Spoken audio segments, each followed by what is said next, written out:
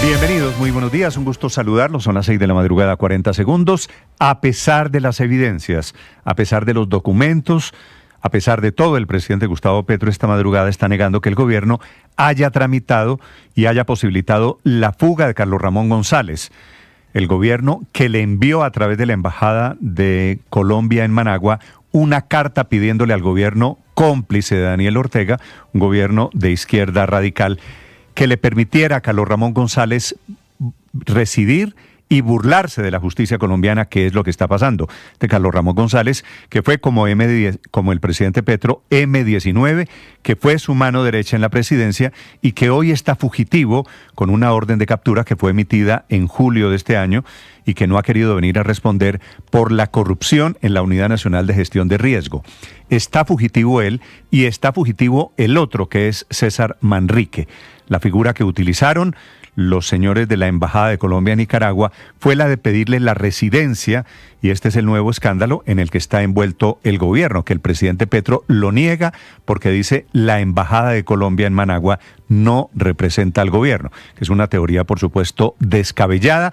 El presidente Gustavo Petro dice que no ha solicitado privilegios para ningún colombiano en el exterior, a no ser que el presidente considere que no es un privilegio el permiso de residencia cuando hay un fugitivo en ciernes. El documento fue revelado por RCN Televisión, está confirmado, lleva la firma de Óscar Muñoz, que fue llevado a la Embajada de Managua por Leonfredi Muñoz, que fue hasta hace algunos meses el embajador en Nicaragua. Ejerce como encargado de negocios. González, Carlos Ramón, llegó a Nicaragua en noviembre del año pasado. Le dieron la residencia el 16 de diciembre y la solicitud de la residencia la hizo la embajada el 21 de mayo, que por otro lado, pregúntese usted, ¿qué hace una embajada pidiéndole a un gobierno extranjero la residencia para un fugitivo de la justicia colombiana? Justo en momentos en que el señor Carlos Ramón González, el mismo día, a la misma hora, que es por supuesto un desafío a la justicia, en momentos, digo, en que la Fiscalía lo estaba imputando aquí en Bogotá por los delitos relacionados con la corrupción en la Unidad de Gestión de Riesgo, el cohecho, el peculado y la apropiación y el lavado de activos. Este señor Carlos Ramón González, desde la presidencia de la República, dice la hipótesis de la Fiscalía, organizó todo el entramado de corrupción. Es el pez gordo que quiere la justicia, que ha dicho que es el cerebro y quien dio las órdenes para que Olmedo López y Sneider Pinilla compraran a los presidentes del Congreso. Pero no solo orquestó eso, la compra de votos, sino que en el camino se quedó con muchísimo dinero, que le permite hoy vivir en plena libertad y disfrutando de sus dineros sucios. Bienvenidos, ya le vamos a contar de los argumentos, las excusas que da el gobierno nacional. Nadie en el gobierno está asumiendo la responsabilidad. La actual ministra, que es Rosa Villavicencio, dice ella que no había llegado a la Cancillería cuando todo esto pasó. Laura Sarabia, que estaba en la Cancillería, dice que no tiene ni idea de qué le están hablando, y el presidente está desafiando a los periodistas que se han atrevido a publicar algo diciendo que prueben la participación del gobierno, y con esta teoría curiosa jurídicamente diciendo que la embajada, que los responsables de la Embajada de Colombia en Nicaragua no representan al gobierno. Dice el presidente que el gobierno solamente es él y los ministros del ramo. La verdad es que el documento es claro, tiene el membrete de la Embajada de Colombia en Nicaragua, lo firma un funcionario del gobierno, nombrado por el gobierno, actúa a nombre del gobierno, es el máximo representante del gobierno después de la renuncia de quien era el embajador Leonfredi Muñoz, por supuesto uno de los petristas pura sangre. Bienvenidos, ya vamos a hablar de este tema. Les voy a contar de la nueva arremetida del presidente Petro contra quienes gritaron contra su gobierno en el homenaje a Miguel Uribe de antier, en el sepelio de Miguel Uribe. Estuvo en Sotaquirá anoche el presidente Petro criticando los actos de ese homenaje y los discursos pronunciados durante el sepelio, porque dice él se debió hablar de la vida y de la paz y no de palabras de venganza. La idea del presidente Gustavo Petro es que no se puede revivir al senador Uribe y que sería bueno saber qué hubiera dicho él post-mortem, que por supuesto es un imposible. Las 6 de la mañana, 5 minutos. Hablando del gobierno, les contaré en segundos de la irrupción increíble del candidato del presidente Petro. Creo que de eso ya no hay ninguna duda. El presidente Petro desde sus redes sociales se mete en la pelea, irrupción de Daniel Quintero, que es uno de los precandidatos, en teoría, precandidato del pacto histórico, tal vez el más probable. No fue invitado al Congreso de la ANDI, que es un congreso de carácter privado. Puede ser una decisión controvertida, pero así lo decidieron los señores empresarios, y apareció, se metió cuando estaban hablando Mauricio Cárdenas, Roy Barreras, Claudia López, había 6 candidatos, Daniel Oviedo, Enrique Peñalosa en la tarima, se metió él sin ser invitado, arropado por la bandera de Palestina. Lo critica también la otra precandidata, Susana Mohammad, ella hija de palestinos exiliados en Colombia. Un acto, por supuesto, no solo controvertido, una grosería, una provocación, la enésima de Quintero, que está buscando visibilidad. Salió chiflado, los asistentes, una multitud de empresarios, le gritaba fuera y le gritaba ladrón. Este señor Daniel Quintero, que fue, por otro lado, declarado persona no grata por el gobierno y por el Congreso de Perú, porque había estado a comienzos de esta semana llevando la bandera de Colombia a la isla peruana de Santa Rosa. Está en plan de populismo, por supuesto, sin importar las consecuencias. Él y la gente de su grupo político diciendo que hay que enfrentar al gobierno de Perú, y ahora que también hay que enfrentar al gobierno de los empresarios. Finalmente dice Bruce McMaster desde Cartagena que no lo invitaron porque no hay coincidencias ideológicas con él, que por otro lado también tiene un inmenso problema judicial de corrupción cuando fue alcalde de Medellín. Va a ser una mañana movida, están despegando en este momento los presidentes de Estados Unidos y de Rusia, que se encuentran hoy, mediodía hora de Colombia, en la gran cumbre de Alaska, para intentar poner fin a la guerra de Ucrania, que ha completado ya 3 años y medio. Hablando de política y de precandidatos, les contaré de las reuniones de los congresistas norteamericanos, uno demócrata, Rubén Gallego, y el otro republicano, Bernie Moreno, ambos de origen colombiano. Estuvieron ellos con el embajador norteamericano en Bogotá, John McNamara, y con los candidatos, 5 de diferentes orillas políticas, reunión en la que Gustavo Bolívar les prometió que el presidente Gustavo Petro entregará el poder el año entrante. Y allí también, desde Cartagena, la candidata o precandidata del uribismo, María Fernanda Cabal, anuncia que ese sector político hará una encuesta el próximo mes de octubre para elegir a su candidato, y que son solo los 4 que hoy están en la disputa. Que si Miguel Uribe hubiera sobrevivido, ellos tenían un acuerdo para que Miguel fuese el candidato del uribismo, que va a una consulta popular el próximo mes de marzo, la misma fecha de las elecciones parlamentarias. Así que se están gestando muchos movimientos políticos en el uribismo. Dicen, no vamos a recibir a extraños. Se refieren a Juan Carlos Pinzón, que fue ministro de Defensa del gobierno de Juan Manuel Santos, que está pidiendo pista allí. En el uribismo le dijeron que no, que se presente en la consulta de los precandidatos del mes de marzo. Bienvenidos, un gusto saludarlos. Hoy es viernes, es 15 de agosto. Hace 215 años fue promulgada la Constitución de Socorro, la primera Constitución de Colombia. Y hoy es día de la Asunción de la Virgen María, razón por la cual, padre, el próximo lunes es día festivo, ¿verdad? Claro que sí, día de la Asunción de la Virgen, diferente a la Ascensión. La Ascensión es de Jesús porque va por sus propios méritos, y la Asunción es de María porque va por los méritos de Jesús. Es un dogma desde el 1 de noviembre de 1950. El Papa Pío XII fue el que lo proclamó, Néstor. 6 de la mañana, 9 minutos, bienvenidos. Es un fin de semana que tiene puente festivo atravesado, así que les deseo lo mejor. Aquí está lo más importante, el resumen. 6 de la mañana, 9 minutos, lo preparamos en Voces y Sonidos en Mañanas Blue.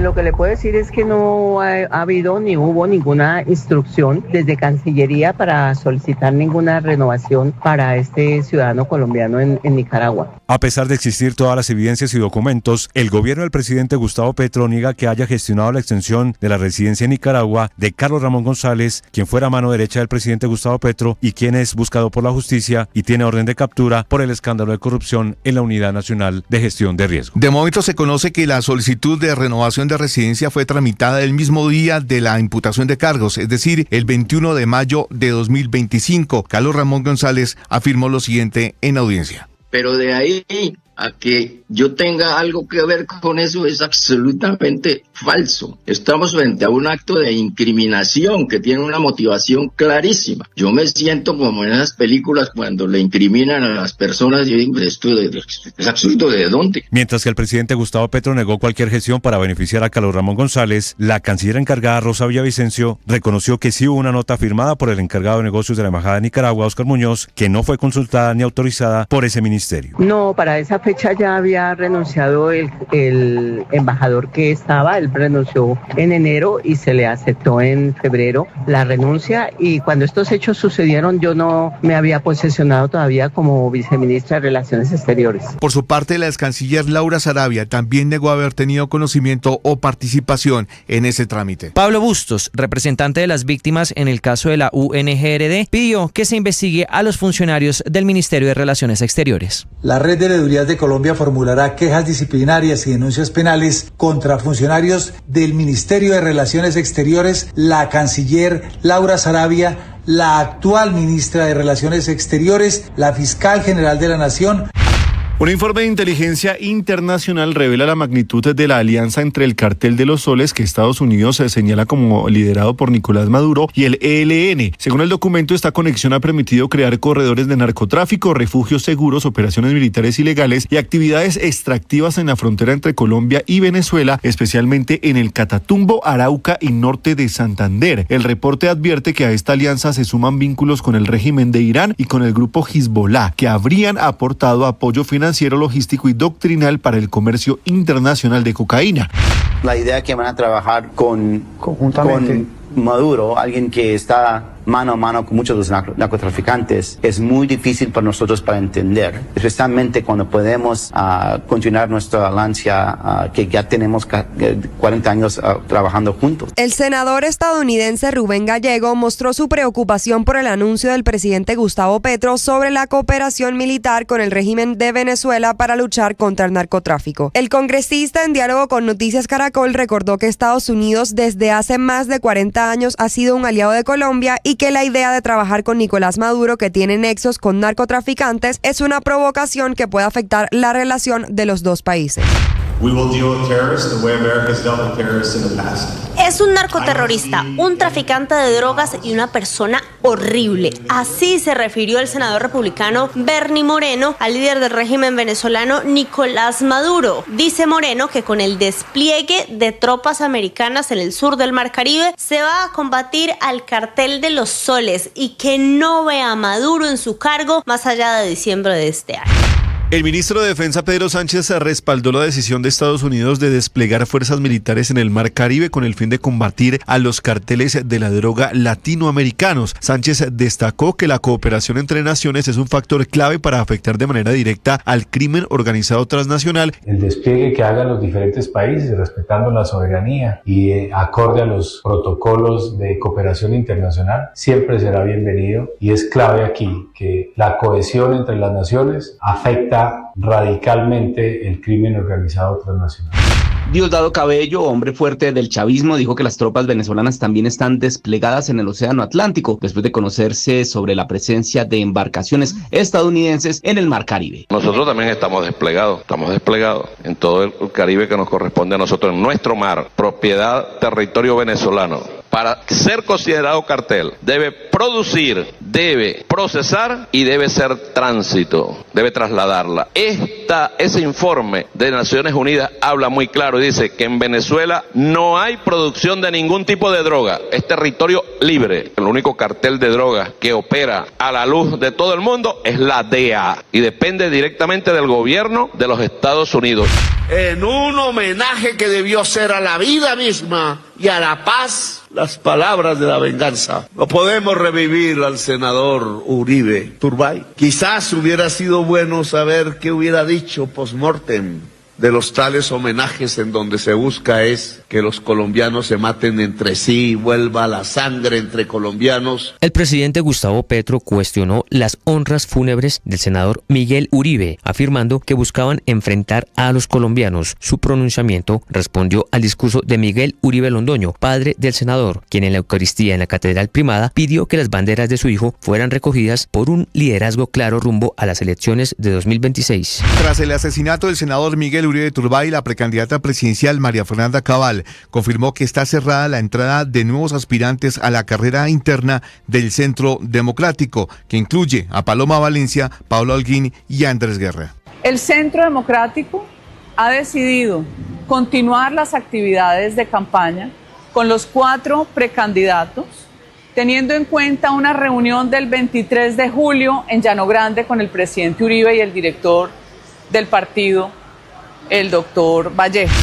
El presidente de Brasil, Lula da Silva, estará presente el próximo 22 de agosto en Colombia para participar en la Quinta Cumbre Amazónica, un encuentro que reunirá a los 8 países que integran el Tratado de Cooperación Amazónica. Yolanda Villavicencio, canciller encargada de Colombia, también confirmó la asistencia del ministro de Relaciones Exteriores de Perú, Elmer Schaller, quien fue el primero en confirmar su participación pese a las recientes tensiones diplomáticas entre ambos países por la disputa sobre la isla de Santa Rosa. La cumbre tiene como propósito principal establecer acciones conjuntas para la protección de la Amazonía, la mayor selva tropical del planeta. Y en deportes, el Deportivo Pereira se impuso 2-1 al América de Cali. Ahora con la pelota se la tira en larga Meré que le pega al arco, gol.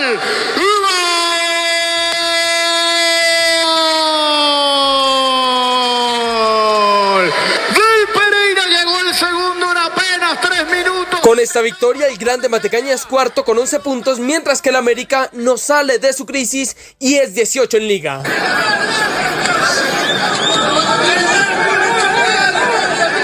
Y este fue el audio de los altercados de la pelea protagonizada por hinchas de Godoy Cruz y la policía brasileña al término del encuentro por Copa Sudamericana, en el que Atlético Mineiro se impuso 2-1 a los argentinos.